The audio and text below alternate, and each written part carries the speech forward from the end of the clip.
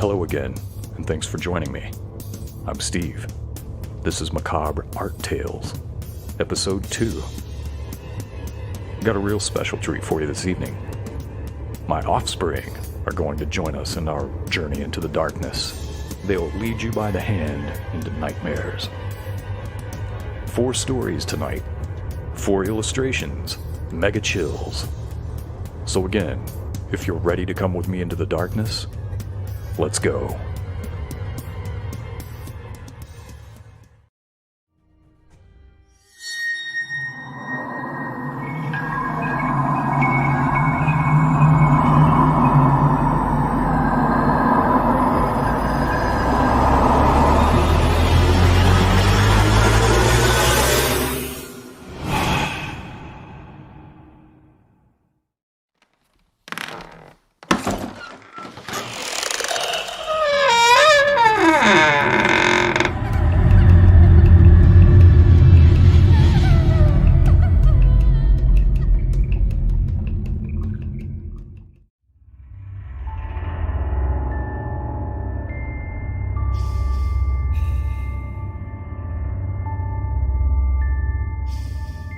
The rippling of the tiny waves met the bank of the lake. It was late in the afternoon, and threatening-looking clouds began to form overhead as the minutes passed by. A very slight chop began to break the surface of the lake as a light but steady breeze began to blow. The orange sun was sinking behind pine trees on the west bank. It had been a long, hot summer day, but a quiet day. Quiet in contrast to how this place used to be in the early days. Before the dark time. Before the owners of this campground filed for bankruptcy, closed it up, and moved out of state. Bankruptcy. Seems about as legitimate as any reason to downplay the real reason this place had become deserted. The empty cabins are silent and vigilant, standing against the elements, and seasoned since the previous decades of their construction. Canoes that haven't been on the water in years are still stacked on racks, and are covered with putrescent sheaths of moss and mildew. The gentle breeze that began to blow on that sweltering summer day grew more aggressive. A bustling sound was emitting from one of the open cabins as employee of the State Fish Wildlife Service, Kelly, finished up a few maintenance tasks inside. She had a schedule which required her to maintain the property once a month, as it was now owned by the state. Kelly, along with her co-worker Samantha, finished up their duties for the day and met back at the truck around 4:45. "Weather's not looking so good," Samantha said. "Yeah, the wind's kicked up pretty heavily, though. Might just blow right over us," Kelly said. "Were you able to get that supply line replaced on the toilet in cabin 2? "Yeah, I did."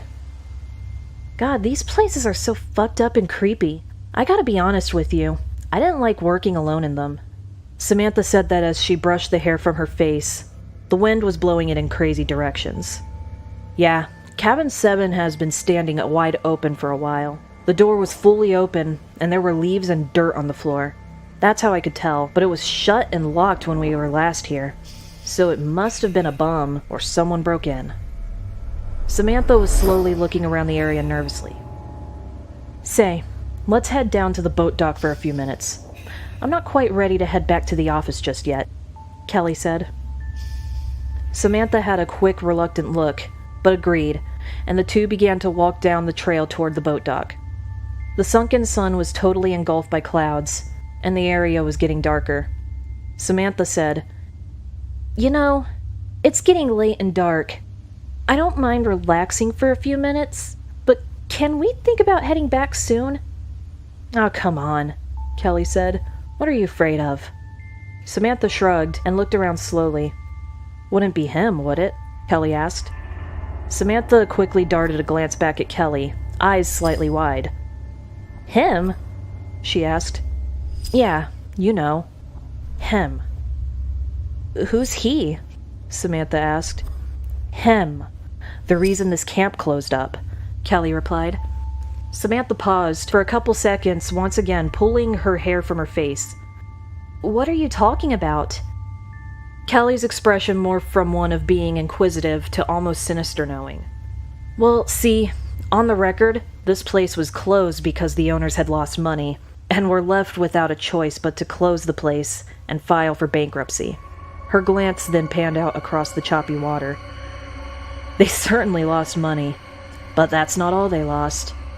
And it was all because of him, she said. Well, who's he? Kelly kept her gaze fixed upon the water as she continued to explain. Well, let's just say that he is the reason so much was lost, and why no one comes here. He was a maniac, a psychopath who murdered anyone and everyone who ever did come here. I can't remember his name, oddly enough, but that's not important. She reached into her cargo shorts leg pocket to retrieve a smoke. She put one in her mouth, guarded the flame against the wind, and lit it. Her features actually looked a little more weathered in the orange glow of the flame. Yeah. He was responsible for over 100 deaths. 100 deaths? Samantha gasped. Both women were staring at the choppy waters, although Samantha was only looking because Kelly was. They shut this place down, opened it back up again, shut it down, opened it up, every time he'd come back and kill. It took over 100 people dying violently by his hand before they finally locked it down for good. Oh, you're making this up, Samantha said. Kelly looked from the water to Samantha to see the almost pleading look on her face. I wish I were, honey, but it's true. Samantha remembered the wide-open door at Cabin 7, and a chill ran up her spine. There was a long pause as both women stood there, wind blowing. Did they catch him? Where is he? What happened? Samantha was asking, and her rapid-fire questioning was causing Kelly to chuckle a little. Well, where is he, you ask? She glanced back out across the water. He's in there, she said. Samantha shot a wide-eyed glance back out at the lake. What? She gasped. Yeah, well, that's the rumor anyway. That a brother of one of his victims managed to kill him and dump his body somewhere out there. The story has had a lot of versions that have picked up and have subtracted details through the years, but yeah, overall that's the gist of it. Samantha couldn't believe it. She was sure that this was just Kelly trying to scare her. It sounded too cliché. You mean you've never wondered why this prime piece of real estate sits empty? Kelly asked. Well, no, but now you've got me thinking, Samantha replied. Samantha was relatively new to the job and hadn't had much time on duty, so she didn't know much of the ins and outs of things. Every month I come out here to service this place, Kelly started. And every month I notice something different or tampered with. Now, this place is out here pretty good ways, as you've seen. So whoever it is that's doing things is either traveling a long way to get out here, or... She paused and looked back out across the water. Or what? It's him. Oh, stop, Samantha shouted. Kelly started to giggle and she started walking. Come on, let's go. I have some work orders to sign off on before we call it a day. Want to grab a beer on the way back? She was about a quarter of the way up the path and continued walking. She said, if you want, we can stop by that little dive right off of Patbur Drive.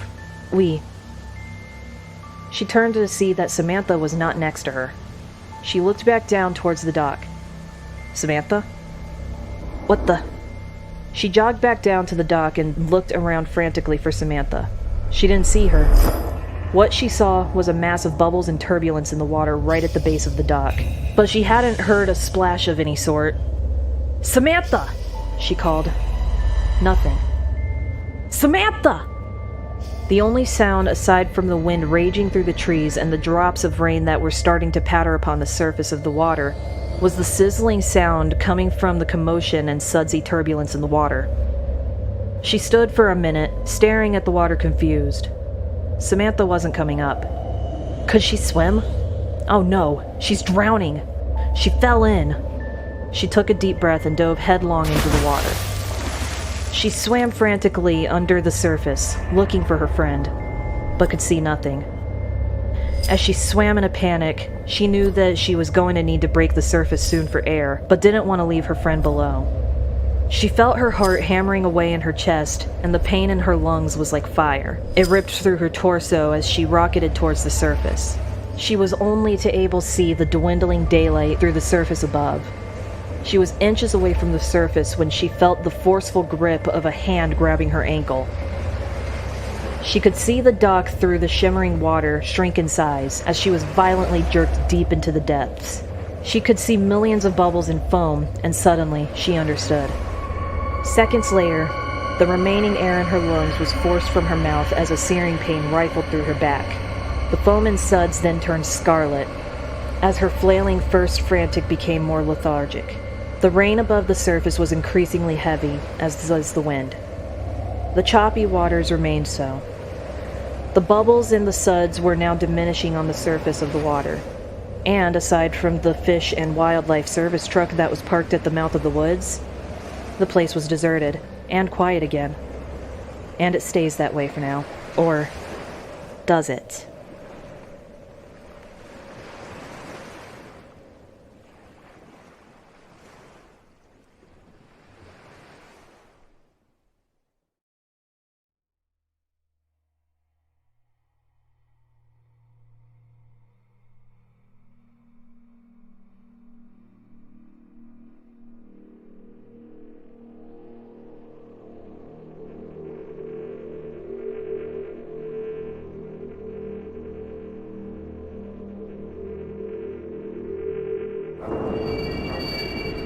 Have you heard it?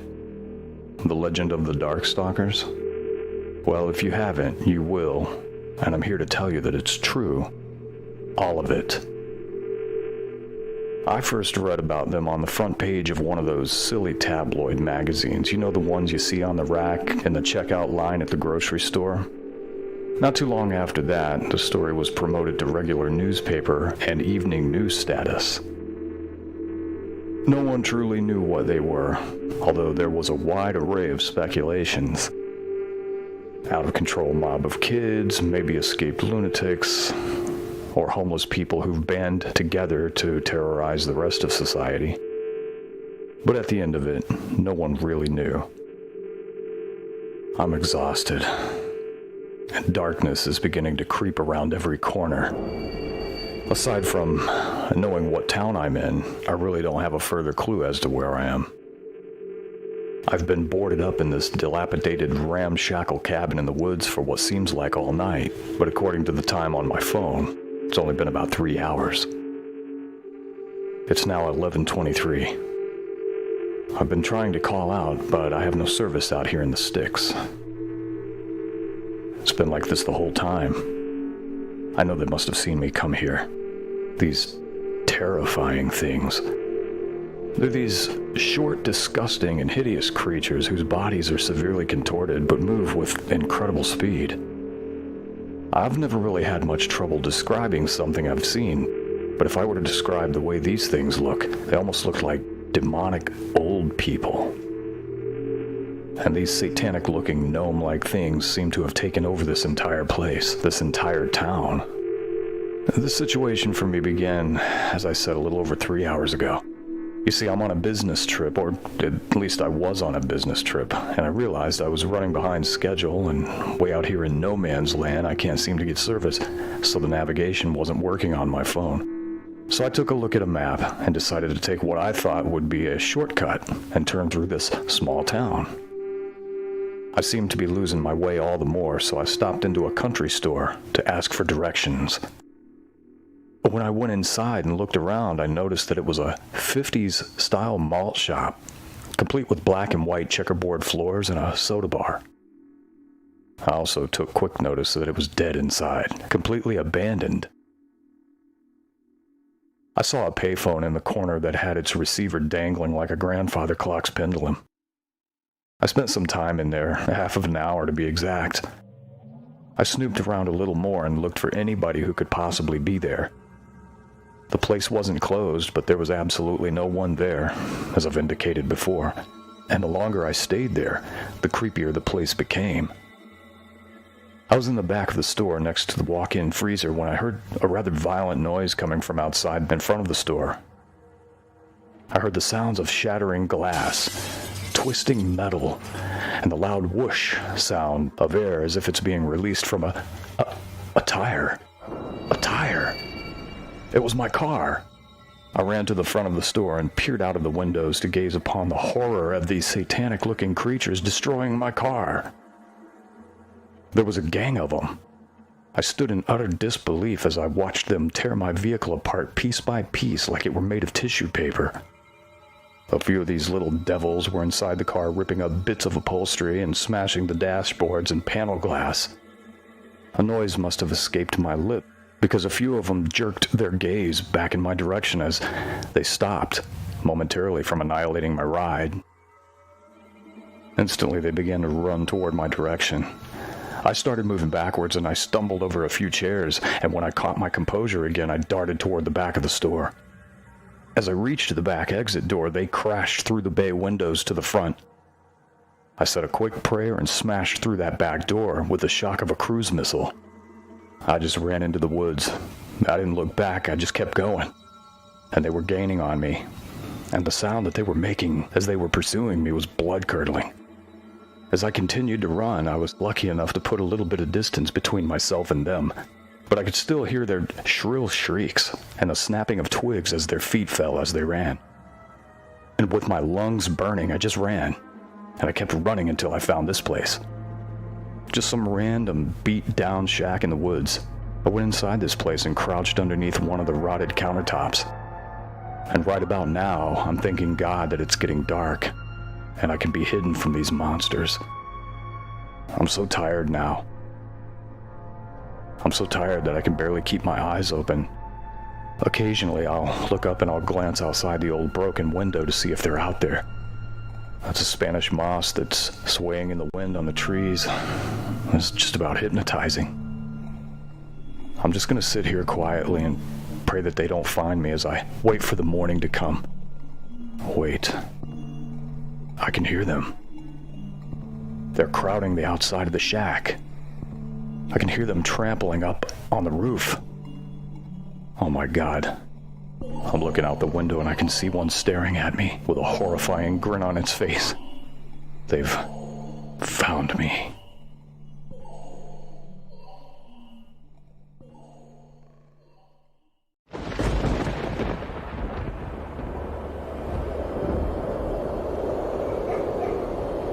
Margaret and her two brothers, Paul and David, shared a small house on top of a hill just outside the village. It was so warm one summer's night that Margaret could not sleep. She sat up in bed in the darkness of her room watching the moon move across the sky, when suddenly something caught her eye. She saw two small yellow-green lights moving through the woods near the graveyard at the bottom of the hill. They looked like the eyes of some animal, but she could not make out what kind of a creature it was. Soon the creature left the woods and moved up the hill towards the house. For a few minutes, Margaret lost sight of it. Then she saw it coming across the lawn towards her window. It looked something like a man, and yet it didn't. Margaret was terrified. She wanted to run from her room, but the door was next to her window. She was afraid that the creature would see her and break in before she could escape. When the creature turned and moved in another direction, Margaret rushed to the door, but before she could open the door, it was back. Margaret found herself staring through the window at a shrunken face like that of a mummy. Its yellow-green eyes gleamed like a cat's. She wanted to scream, but she was so frightened she could not make a sound. The creature broke through the window glass, unlocked the window, and crawled inside. Margaret tried to flee once more, but the creature caught her. Its twisted, long, bony fingers pulled into her hair, took her head back, and sunk its teeth into her throat. Margaret screamed and fainted. When her brothers heard her piercing scream, they rushed into the room, but by the time they got the door unlocked, the creature had fled into the night. Margaret lay on the floor, bleeding and unconscious. While Paul tried to stop the bleeding, David chased the creature down the hill towards the graveyard, but soon lost sight of it. The police thought it was the work of an escaped lunatic who believed he was a vampire. When Margaret recovered, Her brothers wanted to move to a safer place where it would be harder to break in, but Margaret refused. The creature would never come back. She was sure of that. But just in case, Paul and David began to keep loaded pistols in their room. One night, months later, Margaret was awakened by a scratching sound at the window. When she opened her eyes, there was the same shrunken face staring in at her. That night, her brothers heard her cries in time. They chased the creature down the hill, and David shot it in the leg. But the creature managed to scramble over the graveyard wall and disappear near an old burial vault. The next day, Margaret and her brothers watched as I opened the burial vault. Inside was a horrifying scene. Broken coffins, bones, and rotting flesh were scattered all over the floor. Only one coffin had not been disturbed. When I opened it, there lay the creature with the shrunken face that had attacked Margaret. The telltale bullet was in its leg. They did the only thing they knew to rid themselves of a vampire. I built a roaring blaze outside the vault and fed the shrunken body to the flames. They watched the body burn until nothing remained but ashes.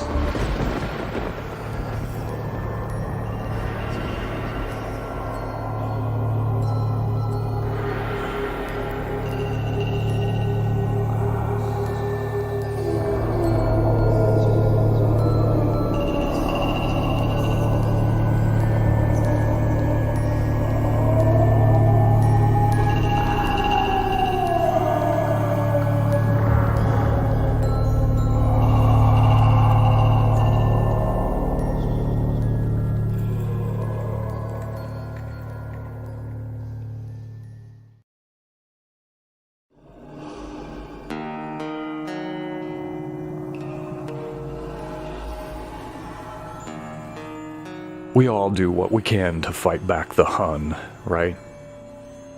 I mean, we watch friends and relatives get sick, pass away.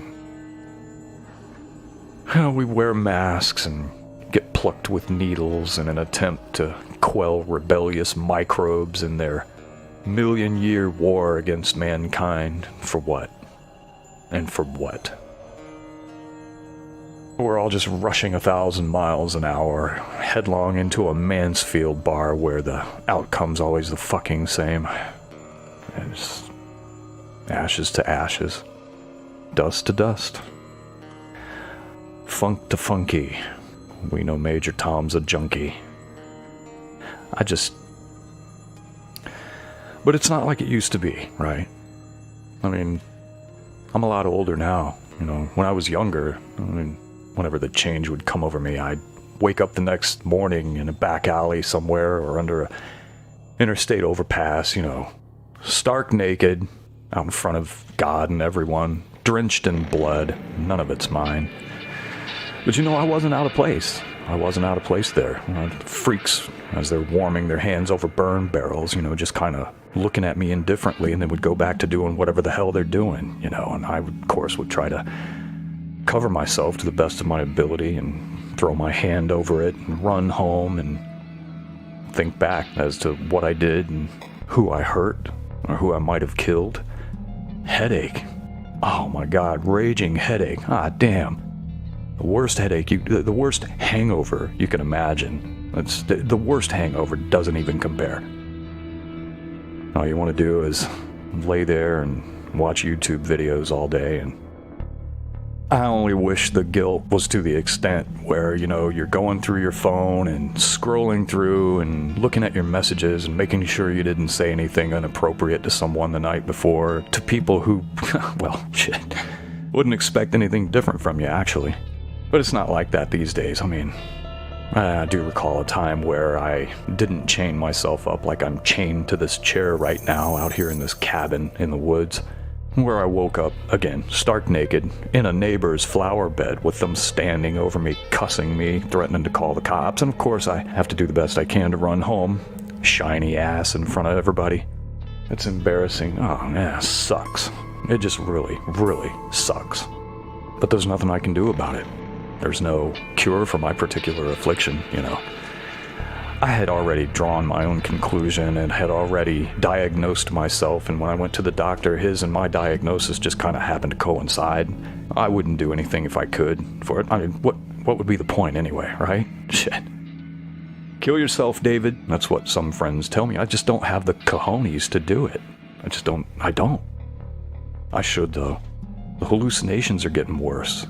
Check this out. Here I am, chained up to this chair out here in the middle of the woods. I'm watching the moon rise, and I had this dream that I'm on a business trip and decided to cut through a small town. Business trip? I fix fucking faucets and toilets for a living. Business trip? Okay. Cut through a small town, and I'm attacked by these little greaseball-looking creatures. I don't know what the hell they were. I don't know. It's weird. It's just really strange, and I feel myself changing right now, but I don't really, I feel my knuckles getting bigger, and it's like puberty, you know? I start getting hair in places I don't normally have hair, and usually I lose myself as a man by the time the moon isn't red anymore. I can't think straight. I feel like there lies a hole in the bucket.